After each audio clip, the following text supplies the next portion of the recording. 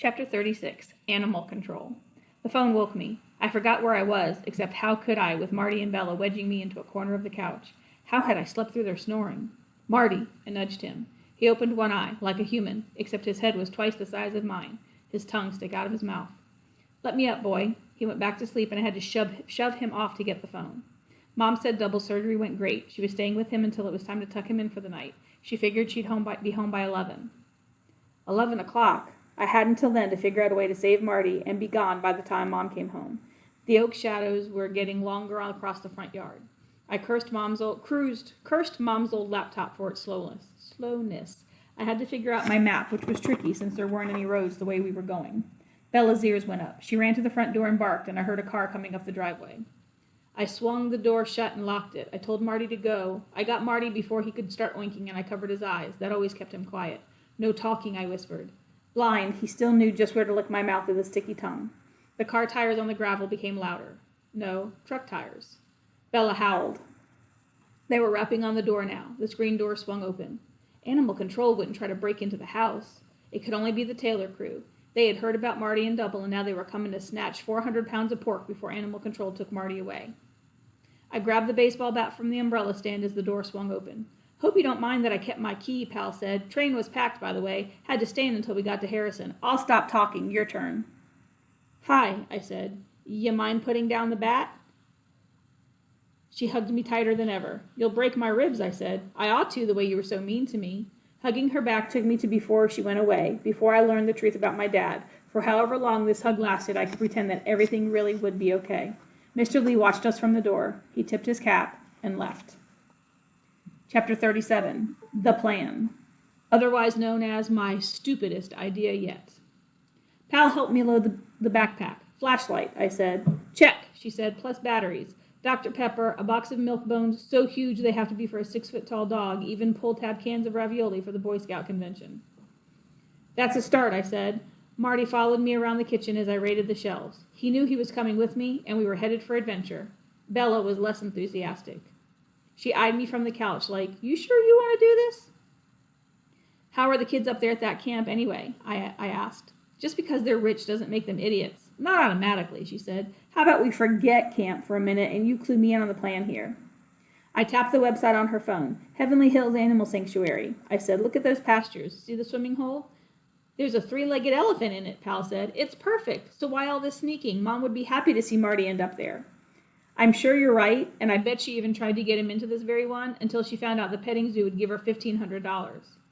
Mom isn't like that, Pal said. I'm not taking any chances, I said. Makes me sad you think that way about her.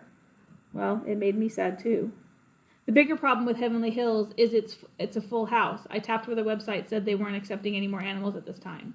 Then why are you showing me this place, Pal said.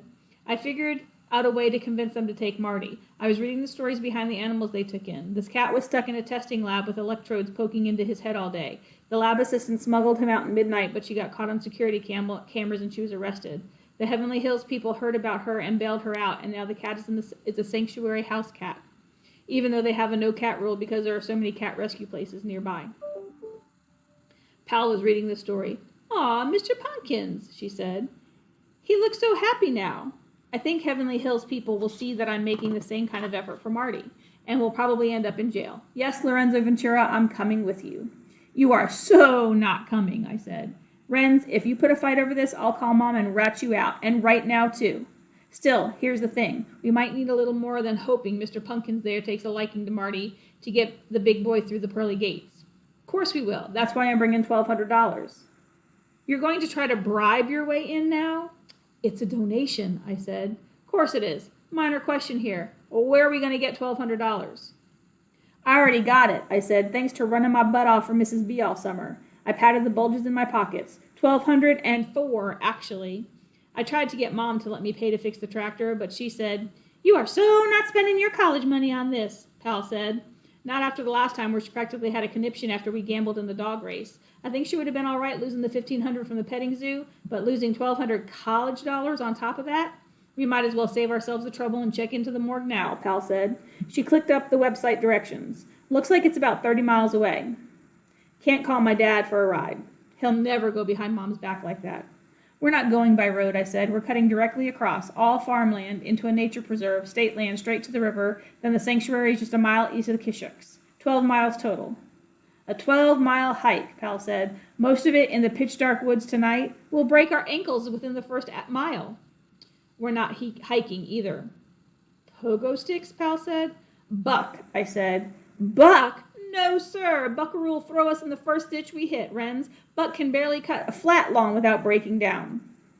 And that was before his axle was messed up, I said.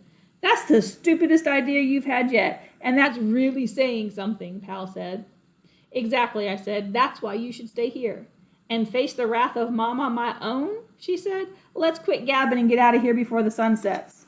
Miss Paloma Lee, thanks for coming with, I said. Chapter 38, Buck. The first part of the trip was easy because it was all maple clutch land and I knew every rut and sandslide in those hills. The nature preserve wasn't bad either. The trails were wide and tamped with smooth in most places, even if they were a little hard to see. The sky was clear and dry with a strong breeze, but there was no moon yet, and Buck's headlights were weak. Pal rode shotgun and aimed the flashlight ahead. Marty thought this night ride was awesome. He grunted and gronked the whole time and leaned forward from the trailer to lick the back of my neck. It's sad how he and Bella didn't get to say a proper goodbye, Pal said. It's better that way, I said. She'll be wondering where he is tomorrow morning, and then she'll keep wondering and wondering, and Marty will be wondering and wondering too, and wondering and wondering. I get it, Pal. About you, I was going to say. I knew what you meant, I said. I don't want to think about it till I have to. Hey, you'll be able to see him from time to time, she said. That's the biggest reason I'm bringing him here. The trees are puffing up like hair blow-dried in slow motion, said Pal. That's some wind. Yeah, I said. Could you shine the light in front of us so I can see where I'm driving? She swung the flashlight beam off the trees and put it where I needed it. I bet they take 'em, she said. Those Heavenly Hills people. Oh, they will, I said. For sure. Yep. Hey, Wrens, it's gonna be all right. I wish people would stop saying that. I know, she said. How do you know that? I said. How do you think things up? Like, the trees are puffing up like hair blow-dried in slow motion. Because they are, she said. You're sort of spectacular. Aw, I miss you guys. Yeah, I said. You want to tell me about the part in the finale? You mean the one I got or the one I didn't get, she said. I feel bad saying your problems weren't real, that mine were bigger than yours. Wrens, your problems are bigger than mine. There's something else too, something you're not telling me. Don't lie. I won't. Then cough it up, she said. I don't think I'm ready to talk about it yet. I don't understand it myself. You mind if we just ride quiet for a little? She locked her mouth with an invisible key and then opened her mouth to swallow it. I didn't even want to think about my dad. Not now. Marty rested his chin on my shoulder. I wondered if I could still be me without him there every day. The new me, the one Marty made me into. Taking care of him, protecting him, being his whole world sometimes. I needed that. He made me feel like I had a purpose in this life. Double's words hit me hard when he said he felt bad my dad never got to watch me grow up. I'd gotten to do that with Marty. I'd gotten to watch him go from pup to steady racer to cow chaser to workhorse. The way he got a kick out of lugging whatever you hung on his jaw. The way he played catch with himself with that disgusting slobbery tennis ball. I'd miss scratching the fur on the side of his neck, his chest. I'd feel his heartbeat in my fingertips, my arms rising into my spirit. That kind of humming and buzzing is too good and too true to let pass you by without stealing a little for yourself. Because what do you know? You're not sad anymore, or nervous, or mad. You're just the way you're meant to be, feeling lucky to be here. But I'd see him again. I would, a lot. I'd visit him every day I could get a ride out there. I bet Double would take me at least twice a week anyway. It wouldn't wear off either, wanting to spend time with him. It would stay strong in me for as long as he lived. If the sanctuary took him. One of the struts blew and poor Buck bottomed out in a furrow. Yup, Pal said. R.I.P. Buckaroo. You got us 3/4 of the way there anyhow. Wrens, I think you might want to consider never going home again. For your next trick, any ideas how we get Marty through these last 3 pitch-dark miles to Heavenly Hills? Now we hike, I said. We put fresh batteries into our flashlights, loaded up our sleeping bags and snacks, and hoofed it through the nature preserves toward the Kishuks River. Chapter 39, The River. Marty kept pulling over to the side of the trail every time he smelled mushrooms. He vacuumed up patches of them. Marty, let's go. He trotted along happily, nipping at the cuffs of my jeans to get me to chase him. Easy, boy, we'll play fetch at the river. We heard the water before we saw it on Pal's GPS, which said the Kishuks was just on the other side of an evergreen thicket that had grown tall in the middle.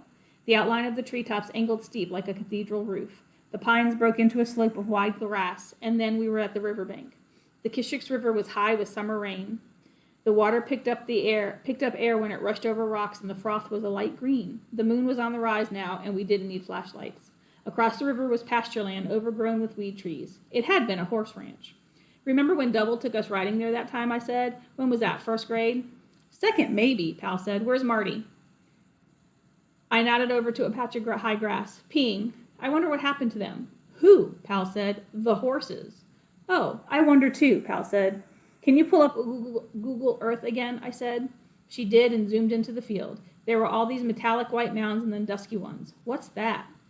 I don't know about the white stuff, but those gray things look like piles of tires. They turned that place into an illegal dump, I bet. You see all those burned out cars? I don't think it's a good idea to cross it now. People hanging out maybe, getting drunk, Pal said.